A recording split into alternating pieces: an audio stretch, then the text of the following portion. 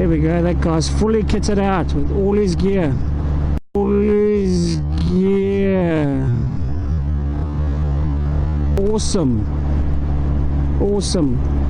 And that is why our ACC levies are so high. Because guys like that, they have a little spill off the bike and they end up with no skin all over their knees and elbows and off for work for 3 months while everybody else pays for them.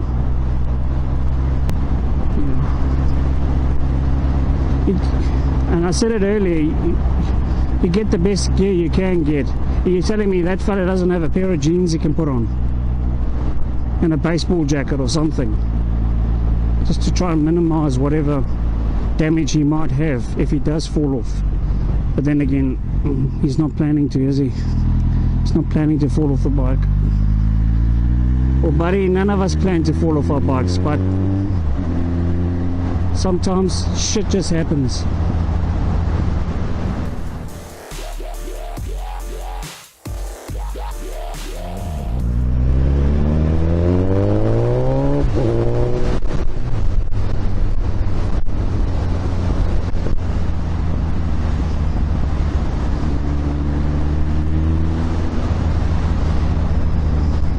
Alrighty, riding gear.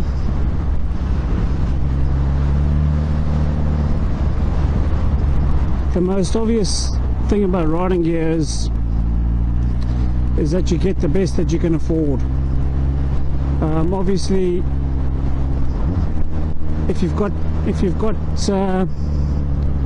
access to unlimited funds, your father is some Sheikh oil businessman in Saudi Arabia, money is no option, you buy the best.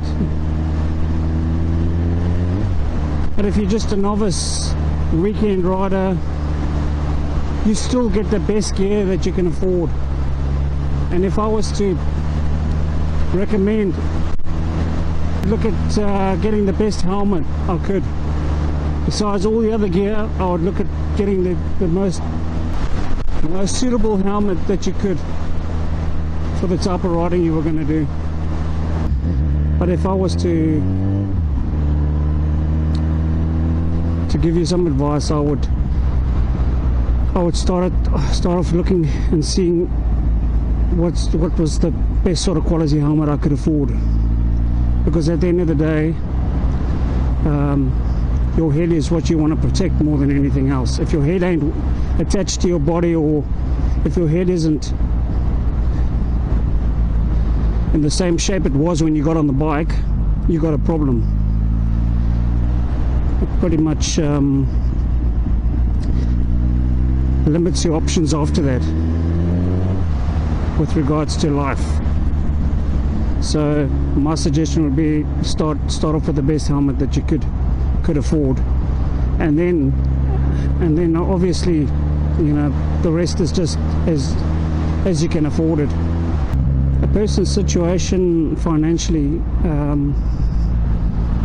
changes, and gear can always be replaced and upgraded the further you get into your biking career. But who knows, you know, you might get into this sort of thing. We've all seen it. People go out, buy bikes, buy the best sort of gear, and then figure out that it's not quite for them. And that's probably, most people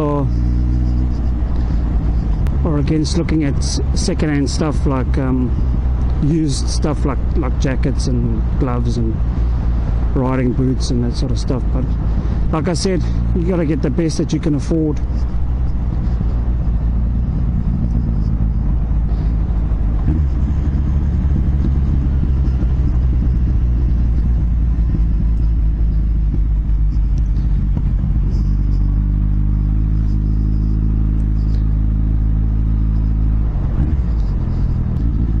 The thing with gears, you gotta,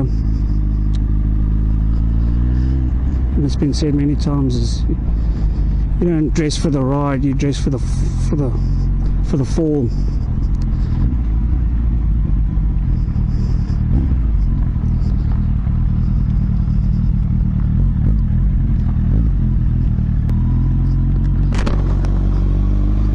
that's a makeout alley.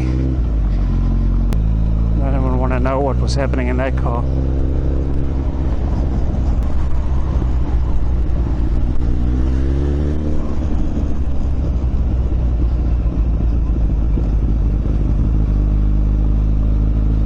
This is where the estuary comes out. It's the estuary mouth. It flows into the sea. So you always got current going either way.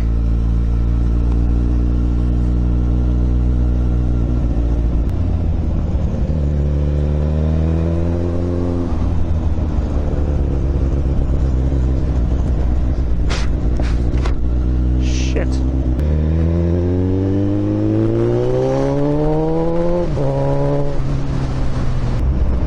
The other thing I wanted to have a quick moan about, seeing as I seem to be following this trend of moaning a lot, is shit that you get from China. Nah, nobody's forcing you to buy stuff from there. And the reason why people are buying it is because it's fucking cheap. Now, and I've learned my lesson. I think a couple of other people have learned their lessons as well. But at the end of the day, it's your choice to buy whatever you want to buy, and basically you can do whatever the hell you want. But I can guarantee you, with the shit I've bought, it ain't gonna last long, or it ain't gonna do its job. It's intended job that you bought it for. When I say that, is a prime example. I purchased some communicating devices for me and Mrs. JS's helmet, so we can talk to each other while we're riding, which is not always a good thing.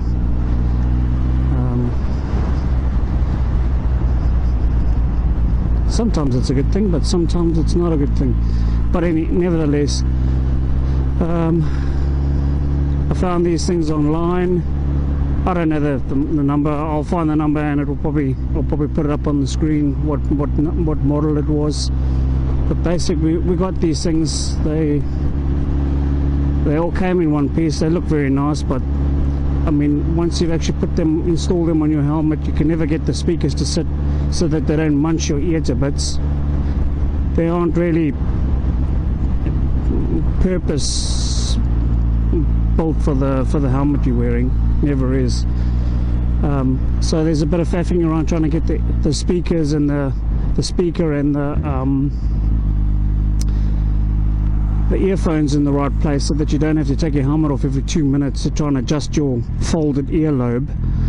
And then the other issue is that even once you got the things working and paired and connected, the things are so soft that you can't hear anything that the other person is saying. You end up basically shouting, and once you shout, it all distorts anyway, so it doesn't really help to shout either. So we tried them on the last little trip we did, and honestly, it was about 30 minutes into this ride, and we just stopped, yanked the things out the helmets, and just rode without them. They were that crap and useless.